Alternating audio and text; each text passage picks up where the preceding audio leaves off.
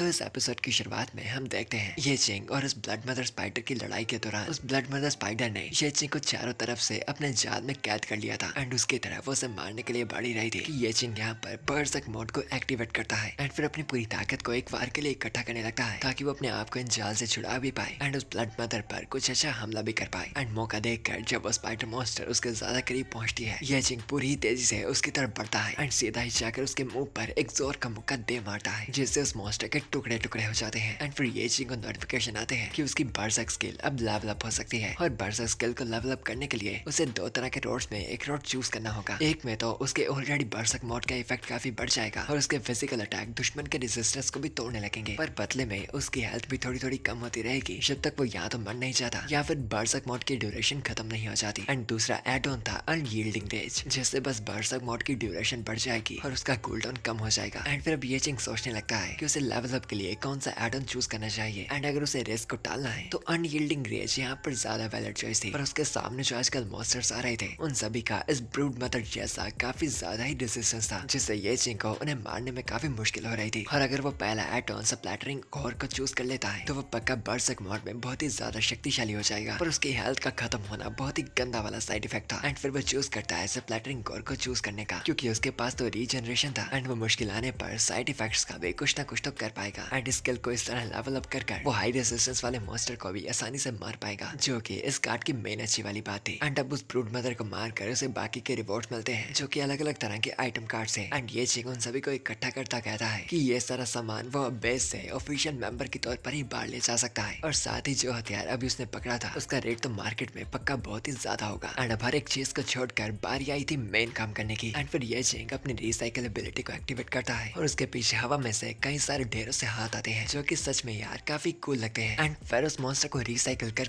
ये चिंग को literally 20 attributes points प्राप्त होते हैं क्योंकि वो मॉन्स्टर एक बॉस मॉन्स्टर था। पर यहाँ पर अब ये चिंग तो क्यूरियस था जानने के लिए कि रिसाइकल के बाद अब उसे किस तरह की स्किल मिलने वाली थी। एंड फिर उसे एक रेयर कार्ड ब्रूड मदर मिलता है जिसे वो 4 स्पाइडर ब्रूडलिंग को अपने साथ लड़ने के लिए बुला सकता था। एंड लड़ाई के एक्सपीरियंस के साथ साथ ये लोग भी इवॉल्व होते जाएंगे। एंड ये चिंग काफी हैरान था ऐसी एबिलिटी को देखकर, एक ऐसा सामान जो एवोल्यूशन को चूज कर सकता है एंड ये एबिलिटी पक्का उसके काफी काम आएगी। एंड दूसरी तरफ हम बाकी लोगों की टोली की तरफ देखते हैं जिनके साथ ये चिंग का क्लोन जा रखा था। एंड वो सभी लोग रास्ता फॉलो करते हुए अब बेस के अंदर एक माइन एरिया पर आ चुके थे जहाँ पर चारों तरफ क्रिस्टल्स वगैरह लग रखे थे, जिनमें से एक क्रिस्टल को उठाता वो फैमिली वाला बंदा बताता है कि यहाँ पर जो क्रिस्टल थे वो एकदम हाई क्वालिटी के एस रैंक मैजिक क्रिस्टल्स थे जो कि नॉर्मल इस लेवल के बेस में नहीं होते थे। तो पक्का ये रेड मून स्टेट का इफेक्ट था। एंड यहाँ लालची लाउचन भी बताता है कि इस एक एक क्रिस्टल की कीमत बहुत ही ज्यादा थी। एंड फिर लाउचन देखता है कि उसके साथ का वो बंदा आई ऑफ आर्गोस आइटम का इस्तेमाल करता है जिससे मैप में उनके करीबी एडवेंचरर्स को पता चल जाए एंड वो बाकी यहाँ पर आ जाए। जो देखता है एकदम गुस्सा होता, लाउचन उसे पकड़ता पूछता है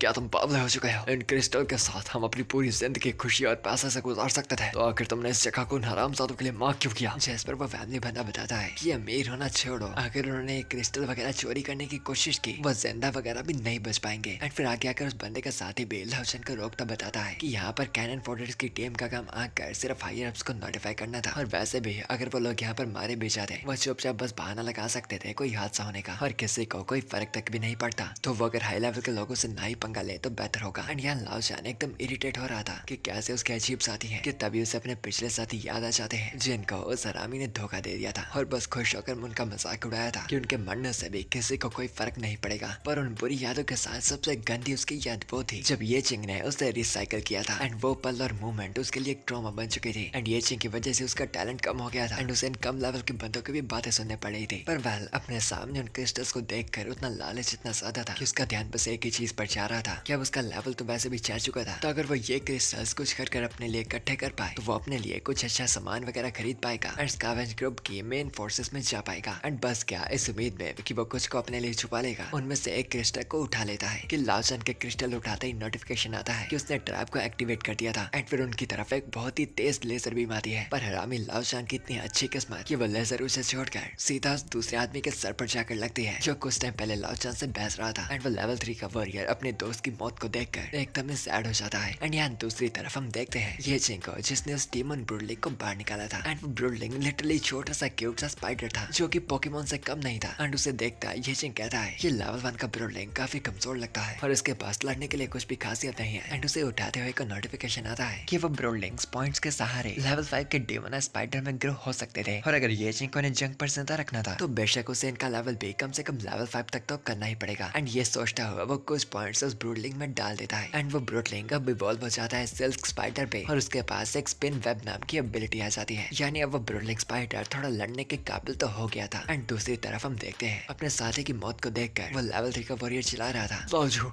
आखिर कैसे ऐसा हुआ। एंड पीछे जिसका ये सब कुछ कसूर था, लाओचन उसे बताता है कि ये सब बस एक हादसा था, कि वह बंदा उसे उसके गले से पकड़कर उठा लेता है और उस पर चिल्लाता है कि उसके लालच की वजह से उनका एक साथी मारा गया। हरामजादे, तुम जानते भी हो लाओजू कैसा बंदा था। वो अपनी फैमिली का इकलौता पिलर था जो उनकी मदद कर रहा था। वो अपने आप को मौत के कदम पर भी रखकर उनके खाने पीने के लिए पूरी मेहनत करता था, और सिर्फ तुम्हारी वजह से वो एक बेफालतू की मौत मारा गया। जिस पर वापस चिल्लाता लाओचन बताता है कि आखिर पैसे कमाने की सोच रखने में गलती क्या है, और वैसे भी अगर उसका लेवल 1 ना हुआ होता अभी तक उसकी जिंदगी बहुत ही मजेदार होती, और फिर उससे उनके जैसे कम लेवल के लोगों और बेकार लोगों के साथ रहने की कोई जरूरत नहीं होती। जिस पर वो बंदा चिल्लाता है, तू हरामजादे टीम का लड़, तूने पहले भी अपने साथियों को इसी तरह से मारा था। एंड वो उसे लड़ने के लिए तैयार था। जिसे लाओचन भी अपना मैजिक निकालता बताता है कि इस कुत्तों की दुनिया पर हर एक कुत्ते को अपना अपना खाना ढूंढना ही पड़ता है। जहाँ ताकत और पैसा है वहीं पर इज्जत है, और साथ ही लक भी। एंड वो ये बकवास कर ही रहा था कि तभी ब्लड आउट का कैप्टन काइसर तालियां बजाता वहाँ पर एंटर करता आता है और बताता है कि उसे लाओचन की बातें काफी पसंद आई। बच्चा, इस दुनिया के लिए तुम्हारी बातें काफी समझदार वाली है। अगर तेरा दिल करता है ब्लड आउट में ज्वाइन करने का, हमारे पास एक बंदे के लिए जगह अभी भी बच रखी है। एंड काइसर को उसका एक बंदा बताता है कि उनके सामने पड़ी डेड बॉडी का शरीर अभी भी गर्म था। जिस पर काइसर बताता है कि मौतें तो यहाँ पर रोज होती है, और जैसा कि उस लाओचन बच्चे ने कहा था, कमजोर लोगों के पास सिर्फ एक ही रास्ता था अपनी जिंदगी पैसों के लिए दांव पे रखना। इसलिए पैसे कमाना कोई शर्म वाली बात नहीं थी, और मरना भी शर्म वाली बात नहीं थी। एंड फिर लाओचन को पकड़ता वो कहता है कि जो मैजिक क्रिस्टल्स जो सिर्फ रेड मून के दौरान ही प्रकट होते हैं वो पूरी वॉल सिटीज के बराबर महंगे होते हैं, और अगर वो कुछ भी बाहर अपने लिए ले जाए उसकी पूरी जिंदगी सेट हो जाएगी। पर वो एक चीज लाओचन को बताना भूल गया था कि उनमें से एक भी क्रिस्टल को लेने का प्राइस क्या था। एंड लाओचन का धमकाता वो बताता है, अगर किसी बेवड़े में भी हिम्मत होती है उस क्रिस्टल को उठाने की, तो हमारा भी फर्ज होता है उसे उसकी फालतू जिंदगी की वैल्यू दिखाने की। एंड फिर ब्लड आउट के बाकी मेंबर्स भी वहाँ पर एंटर कर जाते हैं। एंड उनमें से एक बंदा बताता है कि उनका बॉस चाहता है कि वो सभी कैनन फोडर्स इन दीवारों में लगे मैजिक क्रिस्टल्स को निकालें और फिर उन्हें दूर उनकी बास्केट की तरफ फेंक दे, और अगर वो ये काम करने से भागे तो उन सभी को मार दिया जाएगा। एंड वो ऐसा इसीलिए कर रहे थे क्योंकि वो जान चुके थे कि इन क्रिस्टल्स को निकालने पे हर जगह ट्रैप लग रखे थे। एंड समझता हुआ वो लेवल 3 का वॉरियर कहता है, हम इनमें से एक भी क्रिस्टल को निकाल कर मारे जा सकते हैं, तो क्या तुम सभी लोग हमें सुसाइड करने के लिए कर रहे हो। जिस पर काइसर उसे बताता है कि उस बंदे ने तो उन्हें ज्वाइन करते वक्त बताया था कि उसे अपनी बीवी की इलाज के लिए पैसे चाहिए थे, तो इसलिए वो अपनी जिंदगी को दांव पर लगा रहा था। एंड उसके करीब आता वो उसे भड़काता है, अब क्या हुआ, क्या तुम पहले बस मजाक कर रहे थे? अगर नहीं तो क्या जाता है अपनी बीवी के लिए अपने इस फालतू जिंदगी को कुर्बानी करने का रिस्क लोगे तभी तो बाहर जा पाओगे। याद रखो कभी कभार अपनी जिंदगी से ज्यादा पैसे होते हैं। एंड वो घबराया हुआ लेवल 3 का वॉरियर भी धीरे धीरे कर उन क्रिस्टल्स की तरफ बढ़ता चला आता है। एंड अपनी पहले पूरी हिम्मत तो करता है बट ना वो ये काम नहीं कर पाता। एंड फिर माफी मांगता रोता हुआ वो बताता है कि उसने अपनी बीवी के इलाज के बारे में सब कुछ पहले झूठ बोला था, बल्कि वो बस पहले जुए में पैसे हार गया था। एंड यहाँ पर वो बस अपना उधार चुकाने आया था, एंड वो बस पैसों के लिए मरना नहीं चाहता था। जिससे काइसर भी जान जाता है कि ये बंदा उसके बिल्कुल भी काम का नहीं था। कि दूर से लाओचन काइसर को देखता सोच रहा था कि काइसर बंदा सच में कमाल का था, और अगर इस वक्त लाओचन के पास उसकी पूरी ताकत भी होती वो प्रोबेबली तब भी उसकी बराबरी नहीं कर पाता। एंड फिर वो काइसर को आवाज देता पूछता है कि उसने पहले कहा था कि ब्लड आउट के पास एक बंदे को रखने की जगह है, और वो एक फायरमैन था और उन्हें ज्वाइन करने के लिए इंटरेस्टेड था। पर यहाँ इस बात को एकदम भूल गया। काइसर अपने साथी से पूछता है कि क्या उसने सच में ऐसा कुछ कहा था, जिसका उसका साथी भी उसे हाँ करता याद करवाता है। एंड फिर काइसर लाओचन को उसके करीब आने को कहता है, एंड लाओचन भी उसका ऑर्डर मानता उसके सामने आकर झुक जाता है। एंड उसे बताने लगता है कि वो अपनी जिंदगी दांव पर लगाकर उसके लिए काम करेगा। कि उससे पहले उसे काइसर की उठती हुई लात पड़ती है, जो उसे साफ बताता है,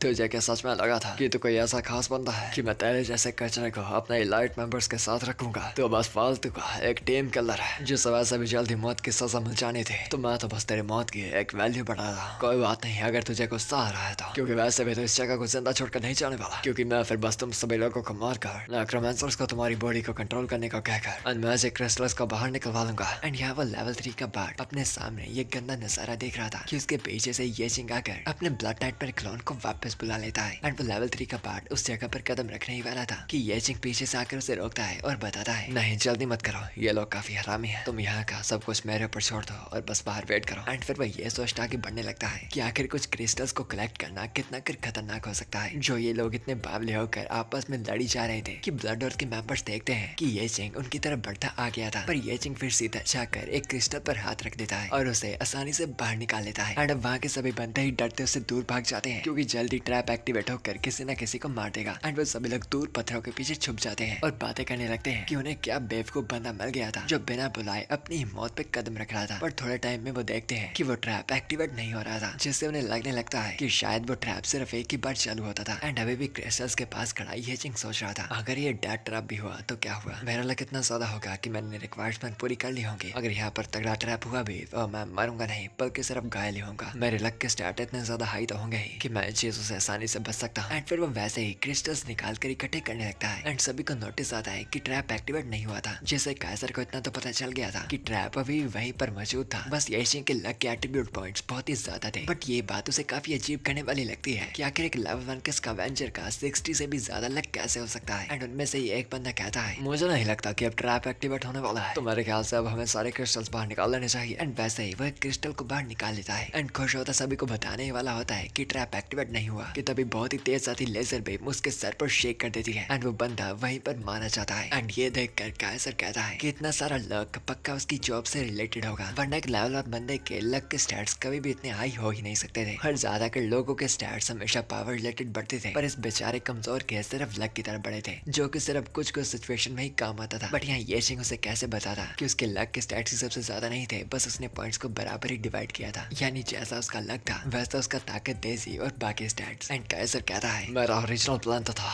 इन सभी को मार कर लाशें बनाकर और फिर इनसे वो क्रिस्टल्स निकलवाना, पर लगता है कि प्लान में बदलाव होगा। मुझे बस इस लड़के की लाश चाहिए जिसके लक के स्टैट्स काफी हाई है और बाकियों की लाश है मैं बस दफना दूंगा। एंड फिर काइजर अपने टीम के मेंबर्स को कहता है उसके सामने सभी मौजूद लोगों को ही पकड़ने का, ताकि वो उनका काम तमाम कर पाए। जो देखता लेवल 3 का वॉरियर कहता है अब तो हम पक्का गए, हमारे विरोधी ब्लड आउट के खतरनाक मेंबर्स हैं, आखिर हम उनका कुछ भी कर सामना कैसे ही कर सकते हैं। जिस पर बार्ड आइडिया देता है कि वो सभी लोग साथ मिलकर वहाँ से भाग सकते हैं। एंड यस, इन भागने वगैरह वाली बातों में तो लाओ जानता सबसे ज्यादा माहिर और इंटरेस्टेड था। एंड हमेशा की तरह वो फट्टू फिर से वहाँ से भागने लगता है और वो भी अपने हाथ में लिए क्रिस्टल्स लेकर। जो देखता ये चिंग कहता है ये फट्टू फिर से भाग गया, जबकि नंबर्स में हम लोग अभी भी ज्यादा है। जिस पर दूसरा लेवल 3 का बंदा बताता है कि अब नंबर्स में भी वो लोग कम हो गए थे क्योंकि उनका एक साथ ही मारा गया था। जिस बात पर ये चिंग मना करता उन्हें फिर से बताता है कि नंबर्स में वो लोग ही ज्यादा है। एंड यहाँ वो ब्लड आउट के मैपर्स भी कुछ चीजों की आवाजें सुन पा रहे थे जो कि उनकी तरफ ही बढ़ती आ रही थी। एंड सबसे पहले वो ब्लड आउट का मेज नोटिस करता है कि कुछ ह्यूमन हार्ट टाइप के स्पाइडर मॉन्स्टर्स उन पर तेजी से हमला करने के लिए इकट्ठे बढ़ रहे थे। एंड मुझे नहीं पता कि ये मैं ही हूँ या फिर ये टोली कुछ कुछ स्पाइडरमैन जैसी दिख रही है। well anyways, वो लेवल 3 का बार्ड बताता है कि पहले तो उनको सिर्फ ब्लड आउट से लड़ना था, बट अब वहाँ पर मॉन्स्टर्स का भी ढेर आ गया था। जिस पर ये चिंगू से चिंता ना करने को कहता है और उसे बताता है कि रास्ते में आते आते उसकी उनसे दोस्ती हो गई थी एंड वो स्पाइडर्स उनकी साइड पर थे। एंड ऑब्वियसली बार्ड को ये बात काफी अजीब लगती है। एंड फिर ये चिंग अपनी स्कैनिंग एबिलिटी से सभी के लेवल्स वगैरह चेक करने लगता है। एंड उसके दुश्मनों की टीम में पहला था वो लेवल 20 का नेक्रोमैंसर और दूसरा था लेवल 17 का बर्सकर और दो लेवल 18 के हंटर्स जो कि दूर से निशाना लगाने में माहिर थे और लेवल 19 का पालाडिन जो कि कॉम्बैट और डिफेंस में काफी माहिर था। एंड उन सभी के लेवल चेक करने के बाद ये चिंग सोच रहा था मुझे इंसान और मेरे मॉन्स्टर्स के गैप्स के बारे में इतना ज्यादा तो नहीं पता, पर मुझे इतना पता है कि मेरे प्रोलिंग मॉन्स्टर्स इन इंसानों को थोड़ा बहुत संभाल सकते हैं। बल्कि चिंता की बात ये नहीं बल्कि इनका लीडर है, क्योंकि दरअसल ये चिंग उसे आइडेंटिफाई नहीं कर पा रहा था क्योंकि वो अपनी स्काउट एबिलिटी से उन लोगों का लेवल चेक नहीं कर सकता था जो उससे ताकतवर थे या फिर उसकी ताकत के बराबर के थे। एंड काइजर उसे बताता है